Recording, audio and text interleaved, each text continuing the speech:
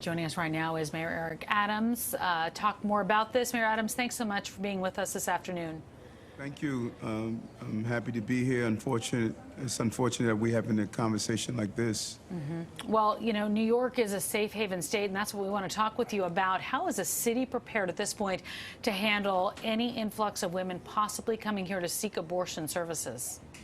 And in anticipation of this ruling, our team several weeks ago, when we thought that the Supreme Court was going to do this, we immediately reached out to the Deputy Mayor, William Isom, who deals with health and social services, and Dr. Fasan, and started to put together our blueprint of, number one, allowing those from our neighboring states and other states to come here if they seek to terminate a pregnancy, and also to do an information campaign to get that information out there. And we're continuing to meet with our legal experts to find out what more we can do to assist our brothers and sisters in other states. And what about with regard to protecting the clinics providing them?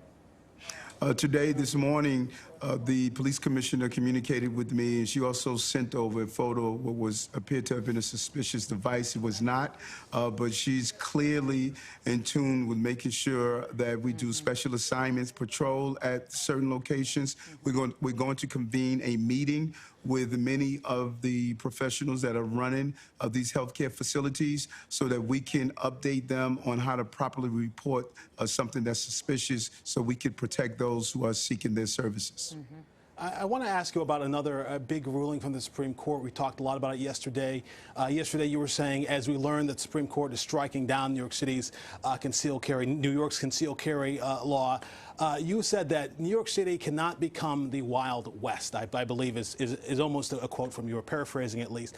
I'm curious, though, when we look at the gun violence that we have in this city, how much of it, and I don't need the exact percentage, but my sense is that a very small part of it would be from the people who are legally registered to carry a gun. So how would allowing people that are already legally allowed to carry a gun, they've been vetted, whatnot, to have concealed carry, how would that turn the city into a Wild West if we're already seeing crime from people that are criminals?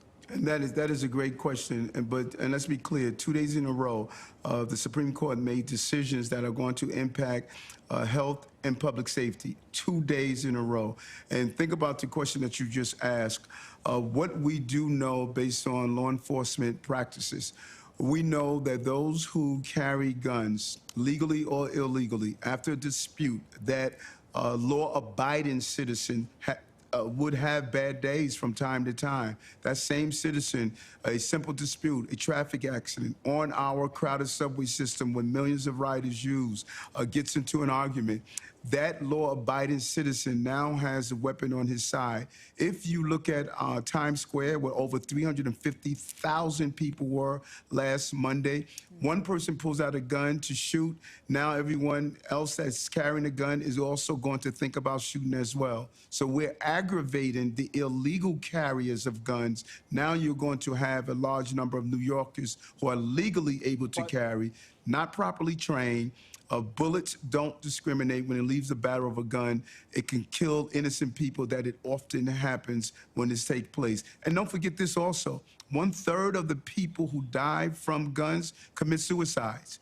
So you are adding an extra layer of having guns in homes, around children, and also carried in our streets. That adds to the burden of the police department. But just to be clear, going back to my question, the crime that we are seeing, the crime that we are reporting on daily, it seems like, the shootings and whatnot, that's not being driven by law-abiding citizens. No, not at all. And in fact, what you're seeing that we're doing here in the city, 30% decrease in shootings in April and May, 30% decrease in homicides in April and May.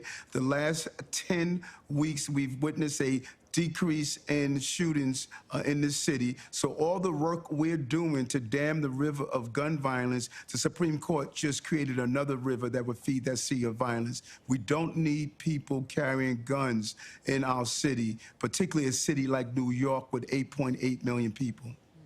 All right, Mr. Mayor, thank you so much for the time. Obviously, another big day, another big ruling that we are responding to. Thank you.